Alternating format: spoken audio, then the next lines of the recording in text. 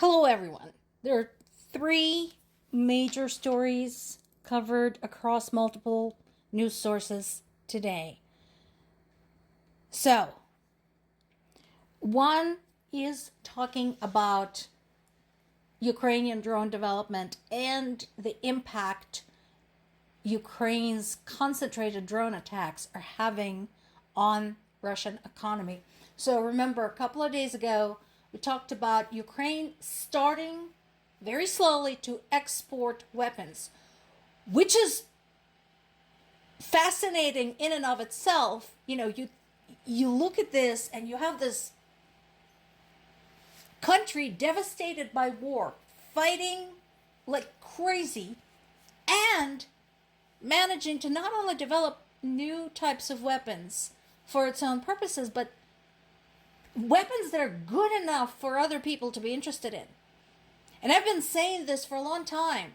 People in the military industrial complexes of other countries should be taking notes, because talk about working under pressure, working under fire, literally. So this is very much one of the snapshots of what is happening in Ukraine right now in terms of drone development, one of the biggest expansions in military technology. I think it was understood very quickly that anything and everything associated with existing and new weapons productions should be protected, both in terms of the information and in terms of location.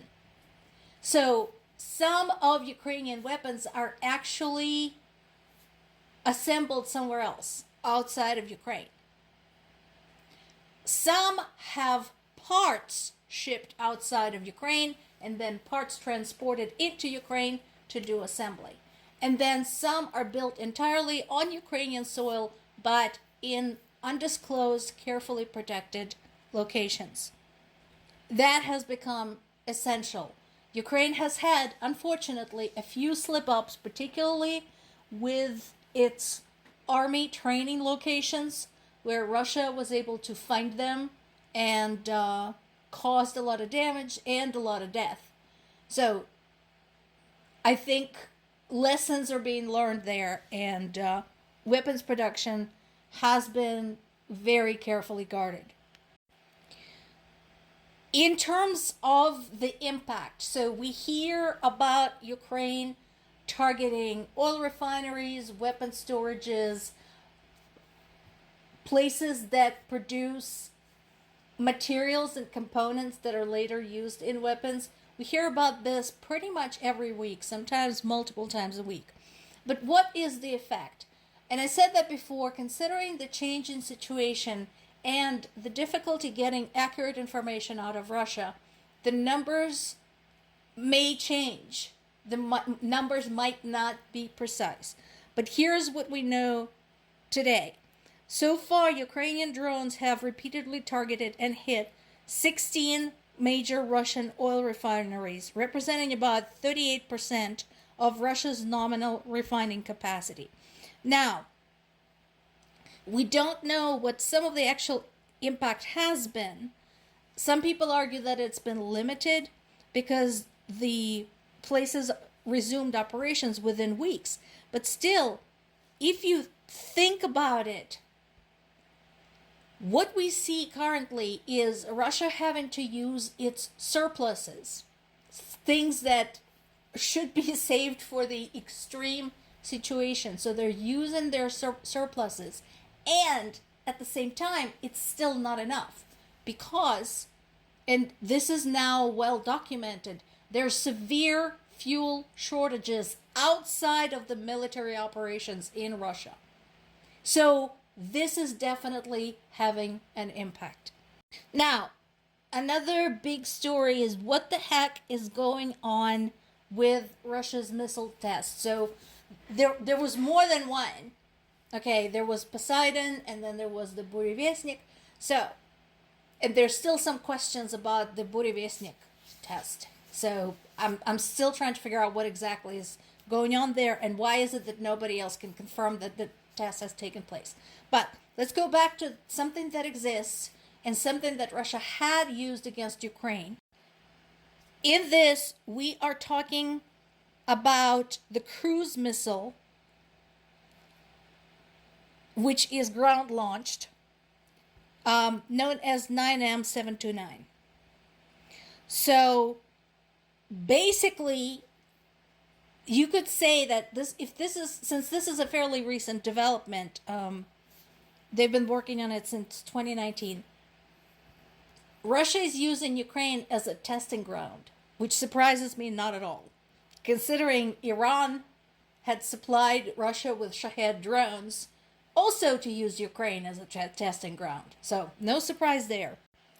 Now, apparently, the class of this missile and its nuclear capability is something that basically pissed off Trump and unsettled American military.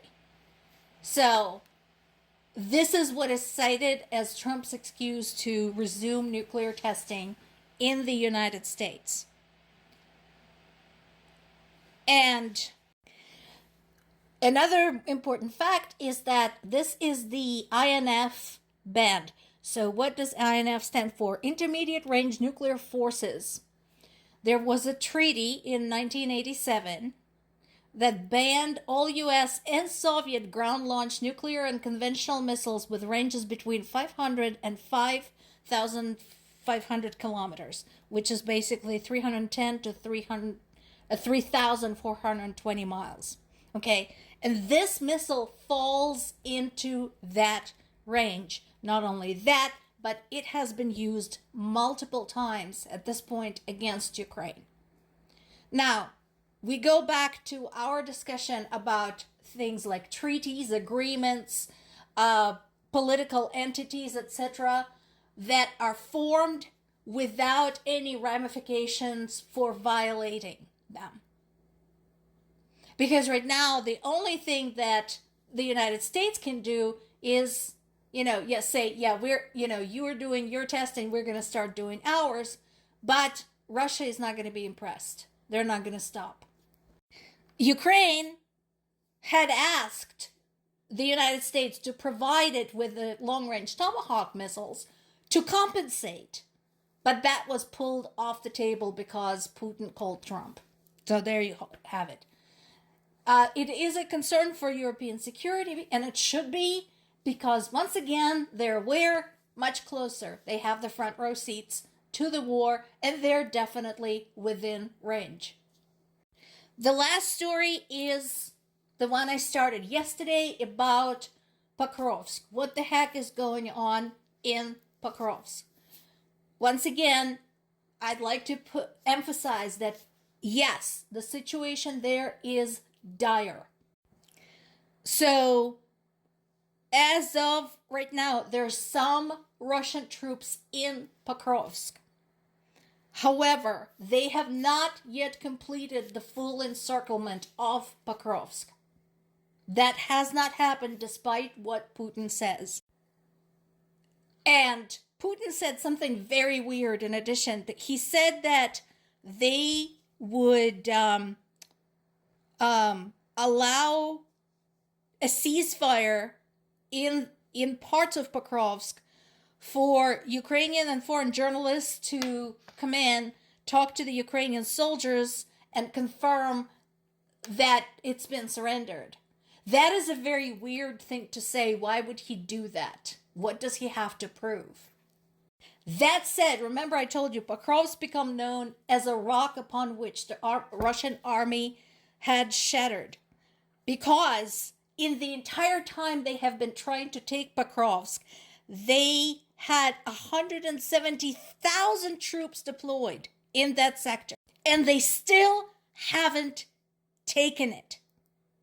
What the military is saying, our guys are destroying them little by little because we have to protect our personnel. Tell me again why you think Russia is winning. That's been their progress there. More to come.